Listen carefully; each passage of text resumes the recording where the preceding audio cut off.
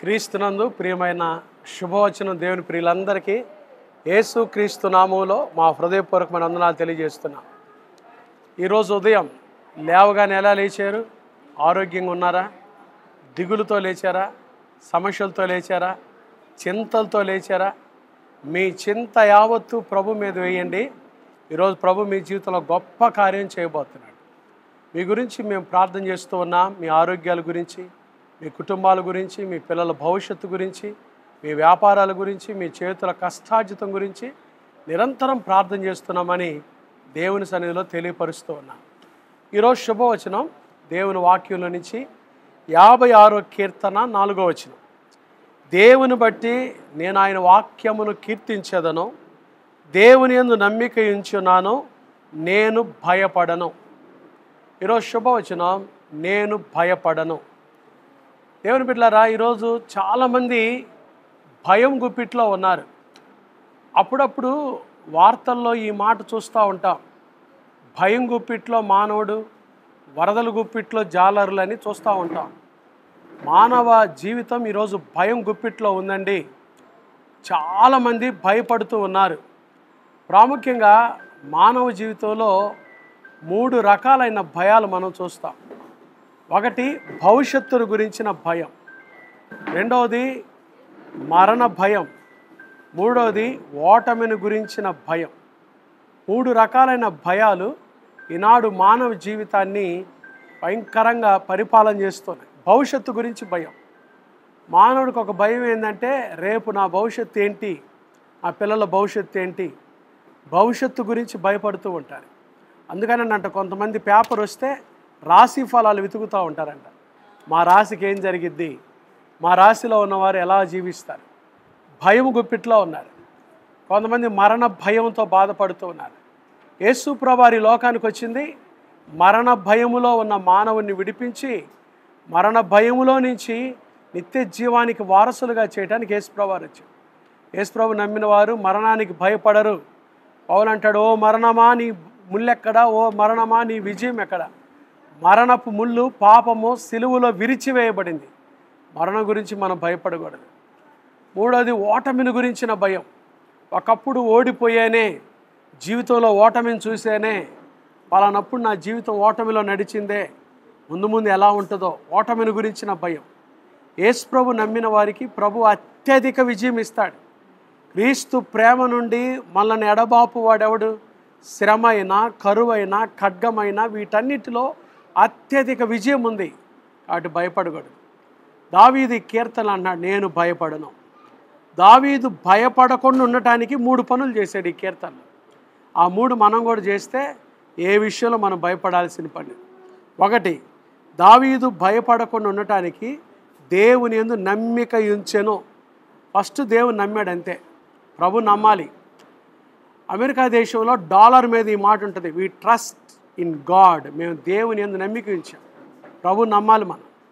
యేసు ప్రభు నమ్మాలి మనం. ఆయన నమ్మితే చాలు, మన జీవితాలు ఆయన గొప్ప కార్యాలు చేస్తాడు. నమ్ముతున్నావా? ఈ ఉదయకాలం యేసయ్య నమ్ము. నమ్ముట నీ వలనైతే నమ్మువానికి సమస్తము సాధ్యమే అన్నాడు యేసయ్య. నువ్వు నమ్మితే చాలు, ప్రభు గొప్ప కార్యాలు చేస్తాడు. భయం నుంచి విడుదల పొందటానికి ఒకటి నమ్మాలి. రెండోది ఏం చేశాడు చూడండి, నాకు భయము సంభవించు దినమున నిన్ను ఆశ్రయించాడు. ప్రభుని ఆశ్రయించాడు. నమ్మాలి, ఆశ్రయించాలి. అంటే ప్రార్థన చేయాలి. నమ్మి ఊరుకుంటే సరిపోదు. ప్రభు సన్నిధికి వచ్చి ఆశ్రయించి ప్రార్థన చేయాలి. ఆశ దేవుని ఆశ్రయించాడు. ప్రభువుని ఆశ్రయించినంతకాలం ఆశ నెమ్మదిగా ఉన్నాడు. యేసయ్యను ఆశ్రయిస్తే ఆయన ఆశ్రయించిన వారికి ఏ మేలు కొదువయ్యే ఉండదు. ఒకటి నమ్మాడు, రెండవది ఆశ్రయించాడు, మూడో మాట చాలా అద్భుతమైన మాట చూడండి, 4వ వచనం. దేవుని బట్టి నేను ఆయన వాక్యమును కీర్తించెదను. వాక్యమును ప్రకటించాడు. బైబిల్లో కూడా వాక్యాన్ని గుర్తుపెట్టుకున్నాడు.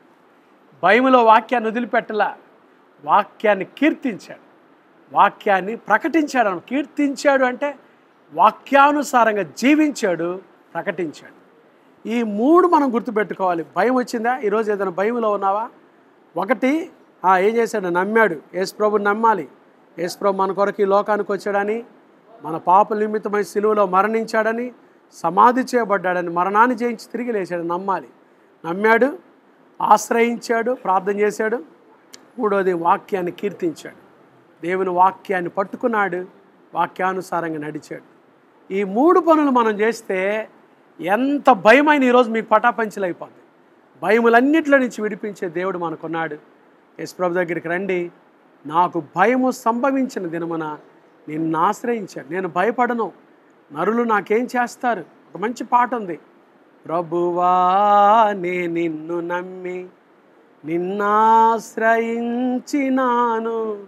నరులేమి చేయగలరు, భయమేమి లేదు నాకు, ప్రభువా నే నిన్ను నమ్మి. ప్రభు నమ్మండి.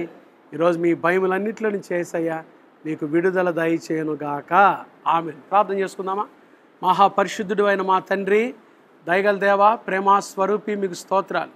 ఈరోజు శుభవచనం ద్వారా మీరు మాతో మాట్లాడిన మీ మాటలకై స్తోత్రాలు. నేను భయపడను, దావీదు నేను భయపడను, ఎందుకంటే ప్రభా మేము నిన్ను నమ్మేమో. మీరు మా కొరకు ఈ లోకానికి వచ్చిన దేవుడు, మా కొరకు మీ కుమారుణ్ణే ఇచ్చారు, ఆయనతో పాటు సమస్తం ఇస్తారు. మేము నమ్ముతున్నాం ప్రభా. మీలో సమృద్ధి అయిన ఆశీర్వాదాలను మేము నమ్ముతున్నాం. నమ్మాలి, ఆశ్రయించాలి, వాక్యాన్ని కీర్తించాలి. వీటి ద్వారా భయములన్నింటిలో నుంచి విడుదల దొరుకుతుందని చెప్పారు. ఈరోజు చూస్తున్న వారు ఎంతమంది భయములో ఉన్నారో, ఏ భయములో ఉన్నారో. చాలామందికి అప్పుల భయం, మరణ భయం, తండ్రి అనారోగ్య భయం, అలాగే కుటుంబ భయం, భవిష్యత్తును గురించిన భయం, ఓటమి భయం. ఏ భయములో ఉన్నారు, ఏ సునాముల వారికి విడుదల కలుగునుగాక, కృప కలుగునుగాక. నీ బిడ్డలను దర్శించండి, దీవించండి అయ్యా. తండ్రి ఈరోజు పుట్టినరోజులు, వివాహ వార్షికోత్సవాలు చేసుకుంటున్నా మా బిడ్డలందరి మీద మీ దీవులు కుమ్మరించండి, ఆశీర్వదించండి. అనారోగ్యంతో బిడ్డలు ముట్టి స్వస్థపరచండి. ఆదరణ లేని కుటుంబాలకు ఆదరణ దయచేయండి. నెమ్మది లేని వారికి నెమ్మది దయచేయండి. చిన్న బిడ్డలు మొదలుకొని పెద్దవారి వరకు వారు వెళ్తున్న స్కూల్స్, ఆఫీసులు, కార్యకలాపాలు, రాకపోకలు కృపాక్షేమాలు తోడుగా ఉంచండి. వ్యాపారం చేసుకుంటున్న వారి వ్యాపారాలు దీవించండి. ఉద్యోగాలు చేసుకున్న వారి ఉద్యోగాలు దీవించండి. చేతుల కష్టార్జితం చేసుకున్న బిడ్డల కష్టార్జితాన్ని దీవించండి. నిరుద్యోగులకు ఉద్యోగ భవిష్యత్తు దయచేయండి. ఏకాంగులను సంసారులుగా చేయండి. గర్భిణీ స్త్రీలకు సుఖమైన ప్రసవం దయచేయండి. గర్భం లేని తల్లులను మీరు దర్శించండి, జ్ఞాపకం చేసుకోండి. ప్రభా సహాయం దయచేయండి.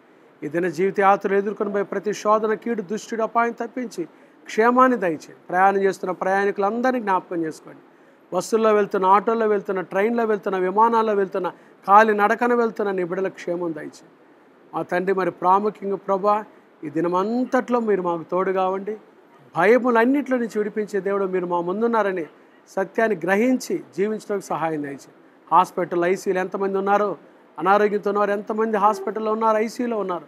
ఈ ఉదయకాలం వారిని ముట్టి బాగు చేసి స్వస్థత దయచేయమని యేసునామమున ప్రార్థిస్తున్నాము తండ్రి.